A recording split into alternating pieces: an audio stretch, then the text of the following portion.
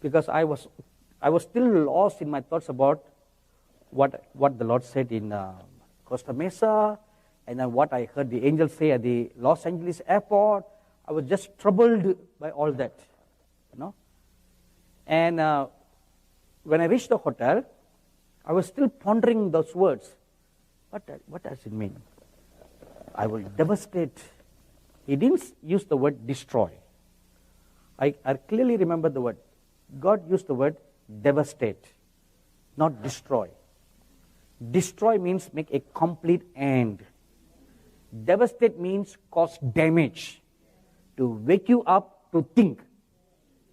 To wake you up, devastation is a forerunner to destruction.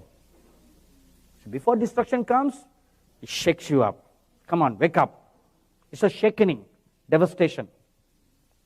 So I tried to remember, and I Googled this morning, Houston flooding.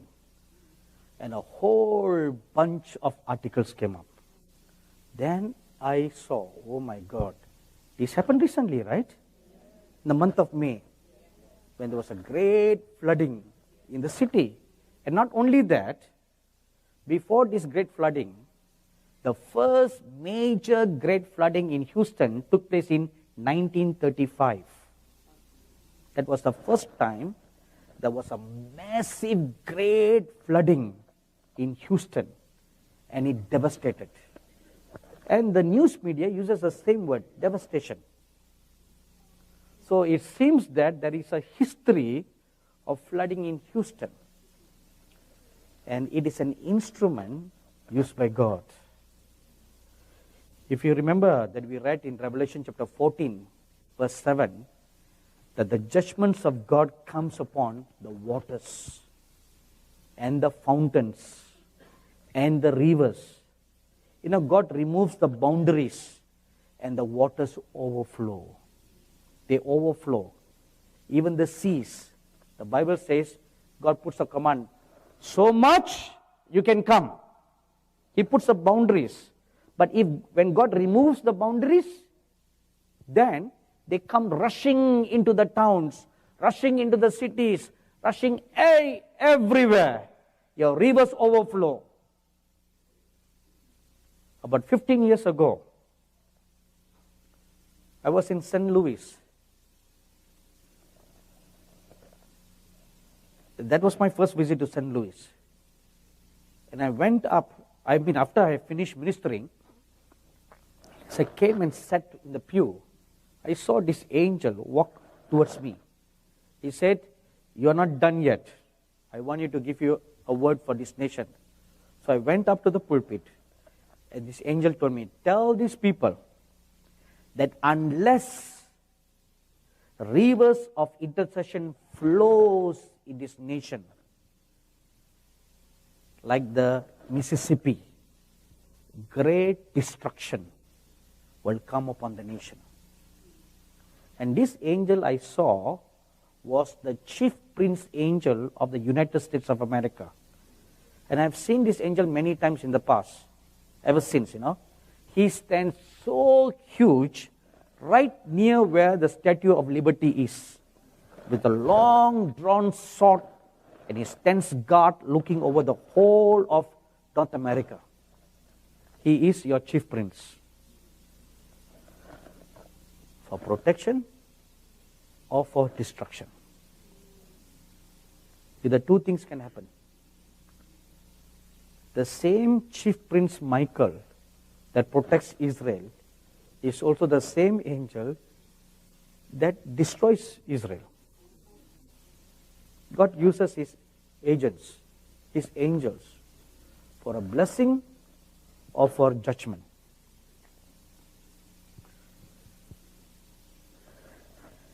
The sins of USA are more than the sins of others. If you read Ezekiel chapter 5, verse 6, my dearly beloved brothers and sisters,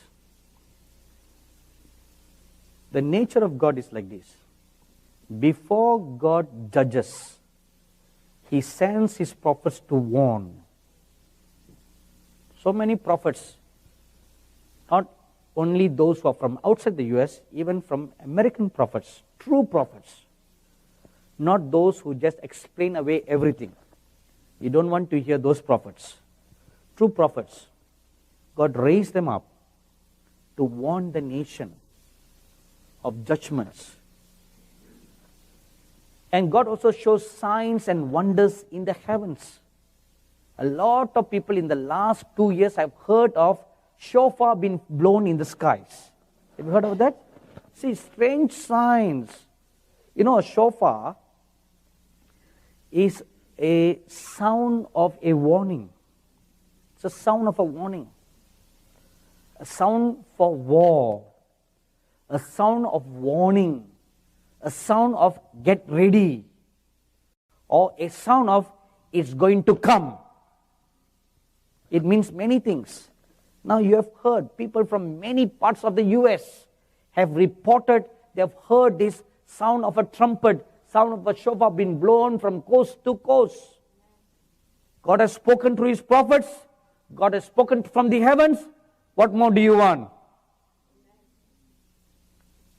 Two immutable, unchangeable evidences, voices that God has spoken. But what do?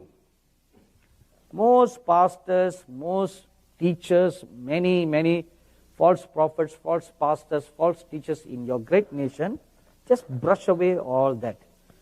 Oh, no, this is not God's judgment. God is a good God. God is that. God is this. You just brush away everything. If you read Acts chapter 12, let me give you an example. Acts chapter 12 verses 1 to 15. Peter was in prison.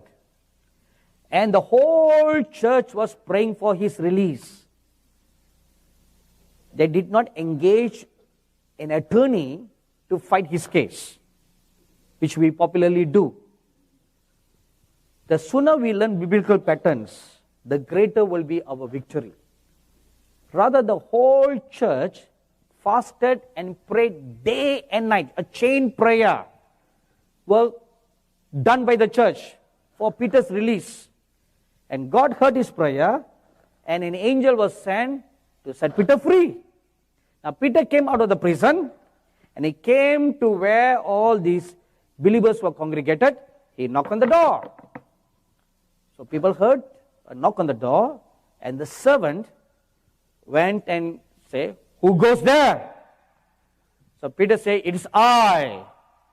And this girl recognized Peter's voice. You will know your own voice, don't you? So she recognized Peter's voice. She was shocked. She ran back in without opening the door. She said, "It's Peter! He's there!" Now look at how the church reacted. This is the church that was praying day and night for his release. And when a miracle took place, they say, "It's not Peter, it's his angel. Don't worry, let's get back to business." So what did they do? They just brush away a supernatural work of God, explaining it away as if it's something natural. What they did then, that's what they do today. Just explain away everything. When an earthquake strikes, the scientists come and they say, "Oh, the tectonic plates brush against each other." Right? My question is, what causes the tectonic plates to brush? There must be a reason, right? Oh, then they say, "Oh, the pressure is building up." Okay, good. What causes the pressure to build up? Right? What causes two plates that are so peaceful with each other for such a long time suddenly becomes enemies? Suddenly, it is a Mike Tyson and an enemy fighting. Holyfield and Mike Tyson. And one bites the ear of the other. Nobody forgets that till today, you know. Right?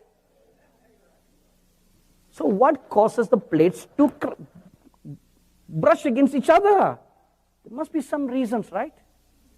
You know, I have seen And I have another wonderful prophet of God in India who has seen the angels stamping their foot down on the ground, and that causes the shaking of the plates. Nothing happens just by itself. It must be triggered, right? So before God sends judgment, He warns us. And the Bible tells us in Ezekiel chapter 7 verse 9, when the day of His judgment comes, when He lifts up His hand to judge, He will not spare, neither will His eyes show pity. When it is marked for judgment, it's marked for destruction, He will not spare any longer. And what I fear for you very much now is what just happened yesterday. The Supreme Court judgment. It has thrown open the nation for God to look at her and judge her.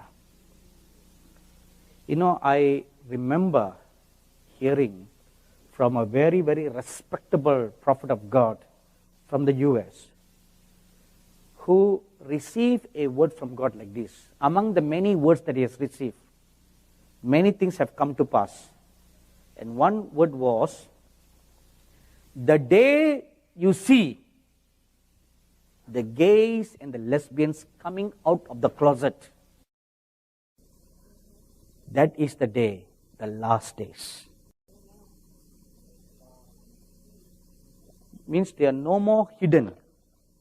They no more keep their shameful, sinful life a secret. They come out of the closet and they're making an open claim to that. Unashamed. Openly saying, this is what? So what? It's good. Right? From small, I had a womanly kind of instincts. So right now, I've decided to change my gender from a male to a female. That made news. Right? You know who I'm talking about.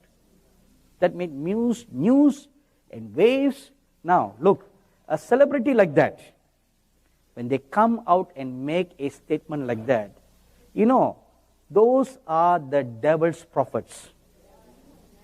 They are the devil's apostles and the devil's prophets. When they come and make a statement like that, it's like preaching a word, it's okay. Hey, it's okay. An alternate lifestyle is okay. That's the message they are preaching. The gospel they are preaching. And what will happen to all the millions of hits that he or she received? Overnight, he had 1 million tweets, followers. Right? Now, what will all the followers adopt? That lifestyle. You know, yesterday I had a lunch with a believer in California.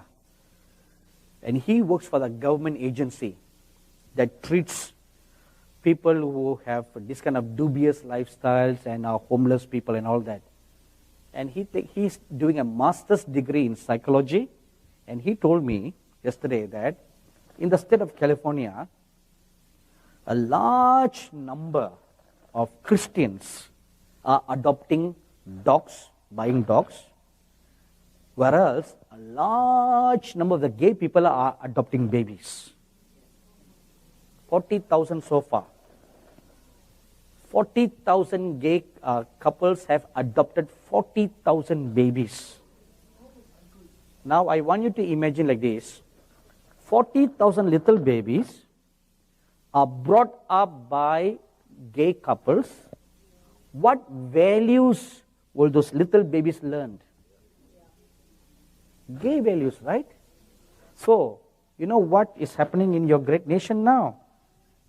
They are preparing the next generation. You are going to become a nation of gays,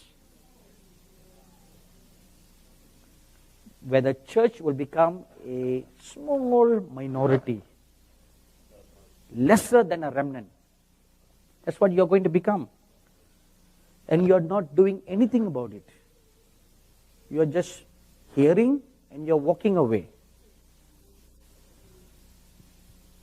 You know, when that Charleston shooting took place, I sat down and I watched the news and I was feeling remorseful, you know.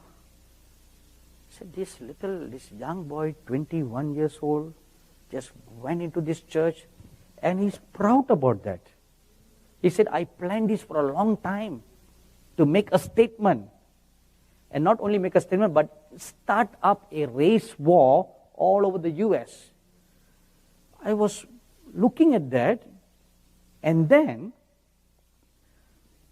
I called to remembrance that either last year or the year before last, when I was speaking at the conference in Lancaster, the word of the Lord came unto me, there will be communal riots between the blacks and the whites, and how the blacks will be killed, and that will cause racial riots. So I called to remembrance. At that moment, the Lord Jesus walked into my room, came and sat beside me, and he too was watching the news. And then he turned around and asked me a question. 2 years ago, I revealed to you that this will happen. What did you do about that? I was shocked. I looked at the Lord, I dropped on my knees, and I fell at his feet. And that day I realized one thing, you know, not only a revelation should be revealed, but you should pray that it does not come to pass. I was guilty. I repented before God. I said, I'm so sorry, Lord. I repented. And that's when the Lord gave me a message. For such a time as this, what should we do? Which I preached at the conference in the Chinese church. For such a time as this. Then the Lord began using Esther's example. He elaborated to me. A warning was given to Esther. What did she do? She did not walk away. She did something about it. She fasted, she prayed. As a result, the destruction was averted. If the 600 people who heard your prophecy that day had done something about it, prayed that there won't be a racial riots, that killing would not have taken place. That incident in Ferguson would not have taken place. None of the whites killing the blacks would have taken place. The riots in Ferguson, the killing in Charleston would not have taken place. But what are we doing? You know what? Let me tell you honestly, okay? People like you are. See, when I say people like you, please forgive me. I don't mean that I'm better than you. Please don't think like that. Remnant people like you all, who go to such meetings like this, good people like you all, who don't want to hear sugar-coated message. But you know a mistake you make? You hear, you just walk away. You are worse than those who hear a sugar-coated message. You are worst. Because you hear, you know, what did you do about it? You heard it. What did you do about it?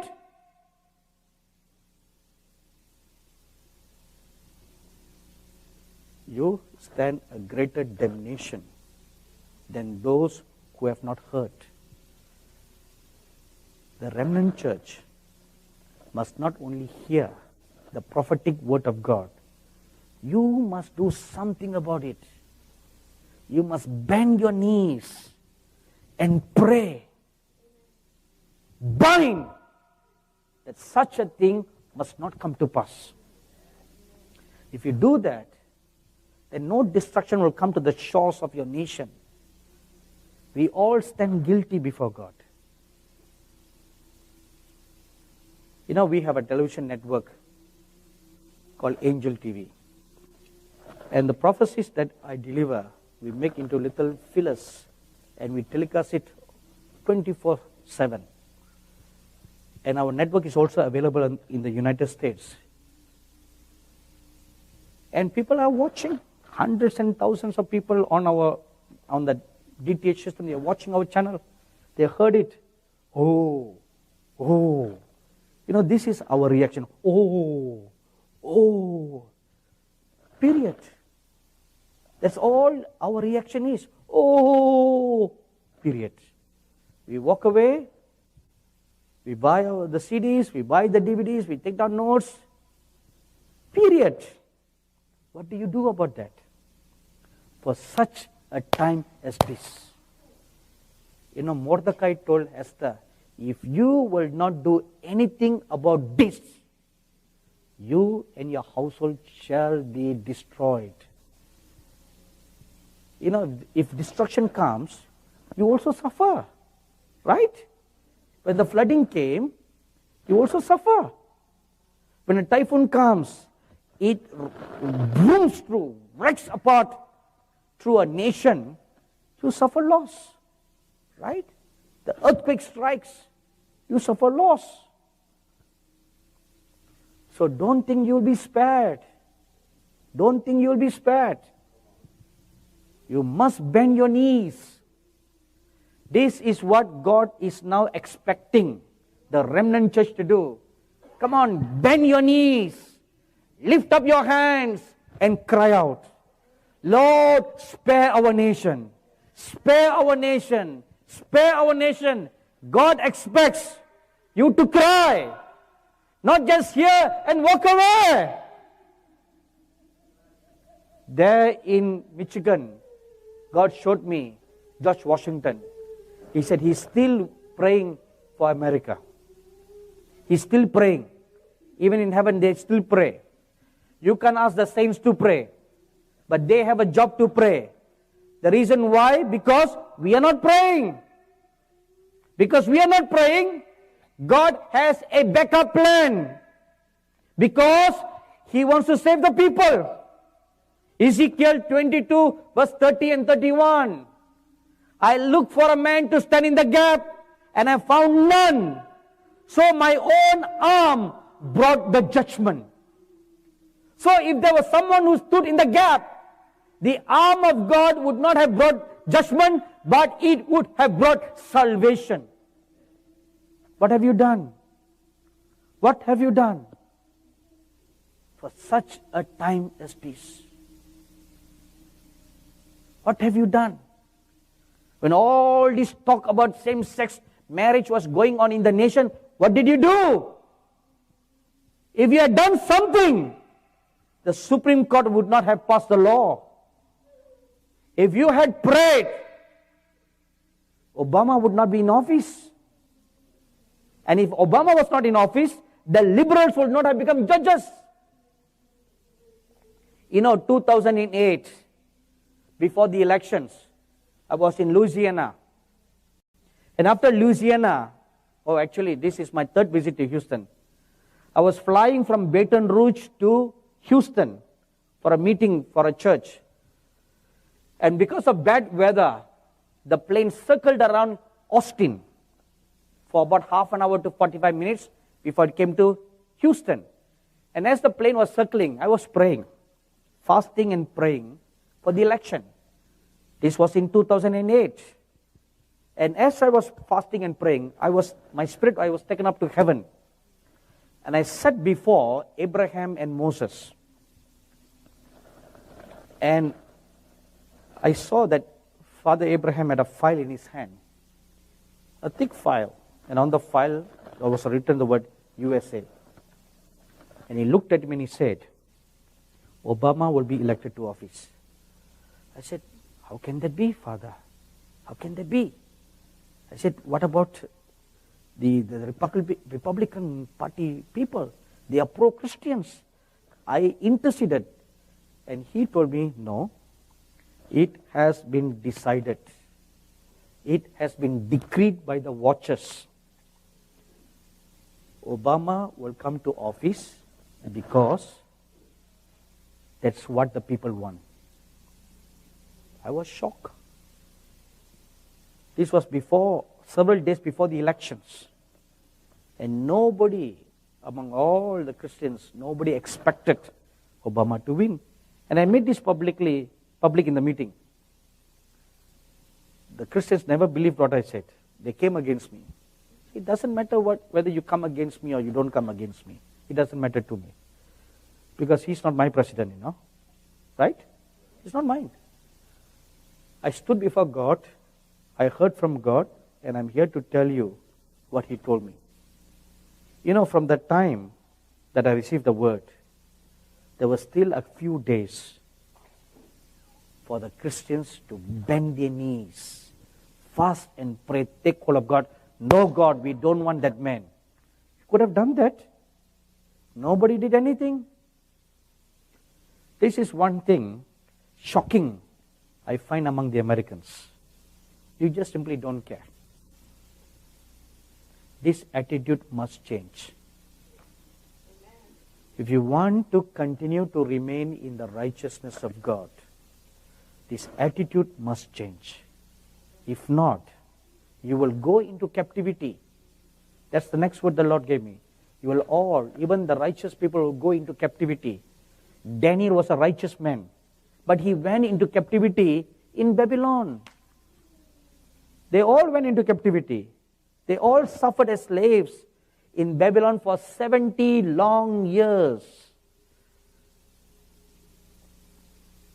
Why should you? You have stretched your hands to bless the nations of the world. You have been so liberal to give to the nations of the world. God prospered you, and you did not hoard the wealth to yourself. America has been a great giving nation. You have been so generous. You bless Israel. But now you are turning against Israel. And you have given to the nations of the world. The church in America have liberally given to missions. You have been so generous, but now you are holding back.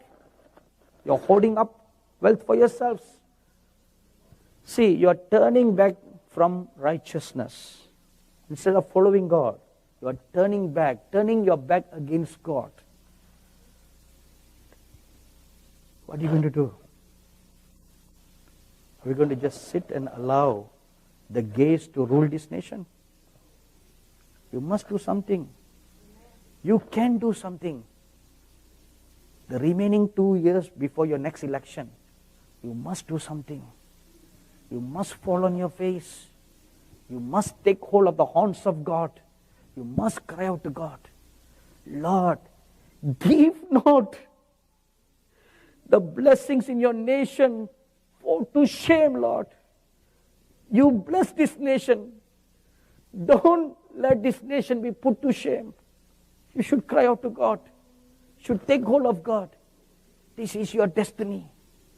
For such a time as this, you are called. What are we going to do? Let's stand up for prayer.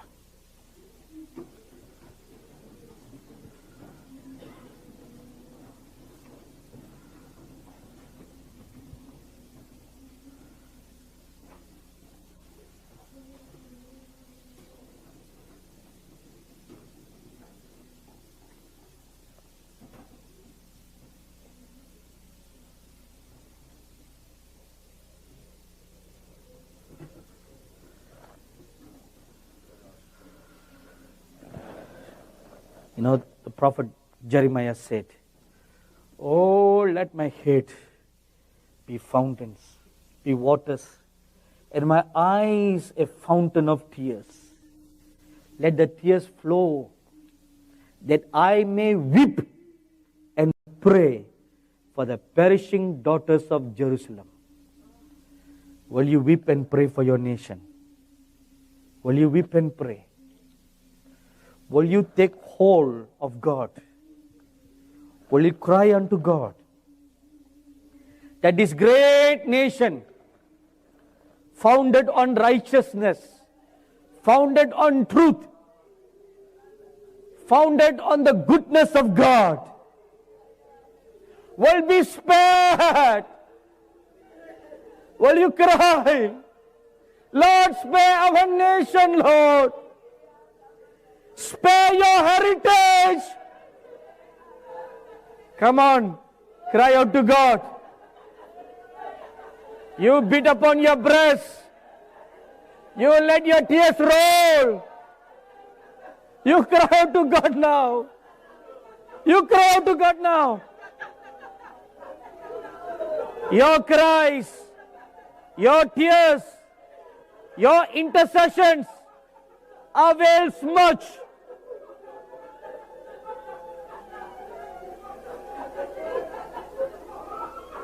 You cry out to God. Lord, don't turn us over to captivity. Cry for the sins of the land. Cry for the sins of the church. Cry for the sins of your fathers. Cry for the sins of your judges. Cry for the sins of your king. Come on, tear your heart. Tear your heart. And you cry now. You cry. Let your rivers flow. Let your tears flow. Let them flow. Tear your heart. Break your heart. Spare not. Hold back not your tears.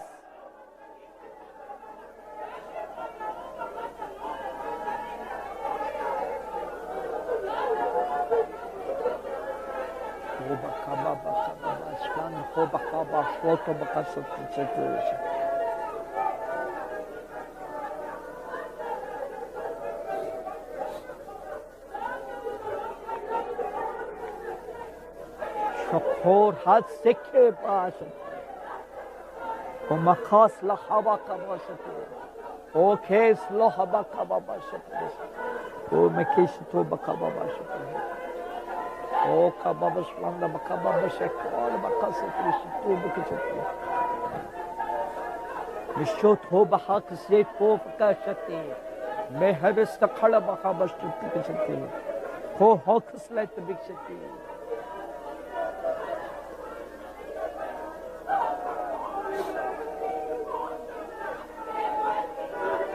Cry out.